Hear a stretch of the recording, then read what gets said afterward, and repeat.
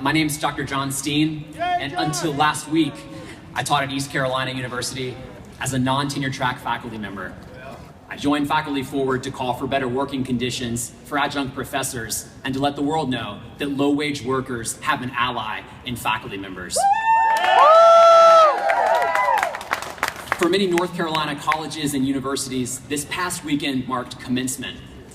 Graduating students celebrated the fruits of their labor, surrounded by friends and families, with pomp and circumstance accompanying them. But something else was happening as the students walked across the stage. Many of their professors, fixed-term, adjunct, and contingent faculty like me, were also saying goodbye to our jobs. Because of potential budget cuts to the UNC system, many professors have been told to seek work elsewhere. Others won't be sure they have jobs until days before classes begin. Despite supporting students wholeheartedly, many faculty members can't support themselves. I spent Saturday congratulating my students at East Carolina, and I walked off the stage into unemployment.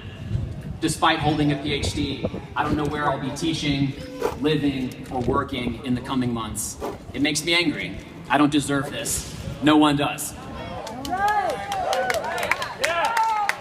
You know, though, I found out someone else spent time on a commencement stage this weekend. It's a name that we know well. He's just been inducted into the Hall of Shame. That's Governor Pat McCrory.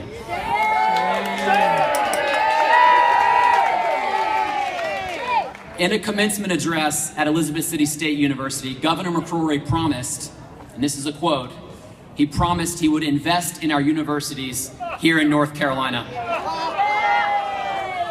If you're like me, you have a few words for the governor on how he might go about this. Investing in universities means investing in faculty, those whose teaching, research, and mentoring make student success possible.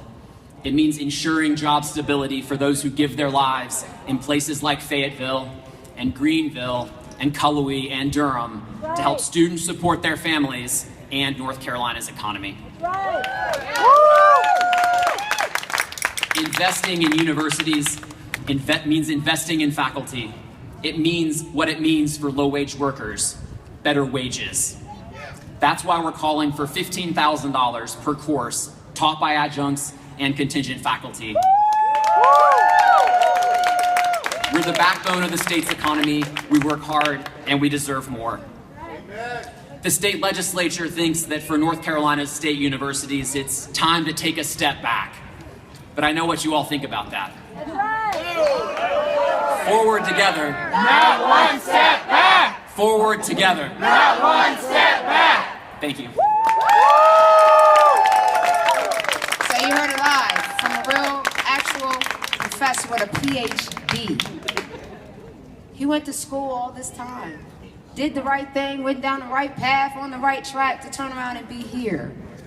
We have to stick together, and everyone out here, you need to let your students know. If you have family members and they're in college, let them know, hey, wake up. Let's jump on board and let them be prepared, because a lot of them are being misguided, thinking that, oh, I'm in college and I'm doing everything, and you know, when I graduate and walk out with this diploma, then I'm going to walk out into this wonderful world that's going to have this career, this job waiting for me. But they're going to be fully alarmed when they walk out that door and end up working, standing right beside me, because I have been to school and I have gone to college and I have a lot of other employees. We're all walking around here with these degrees, but we work in fast food. Very, very, very sad. It's not what I set up to be either. But if I had known then what I know now, we would have started this in my generation. I'm 38. Don't look like it, but I am. But I've seen this world do a 360, and I'm young. And I have a 16-year-old. So put two and two together. She graduates out of high school next year. Well, she won't have to deal with this, I know that much. But the ones that don't and they're not educated, when you leave here today, I want somebody to educate somebody else and let them know what's really going out on this economic world.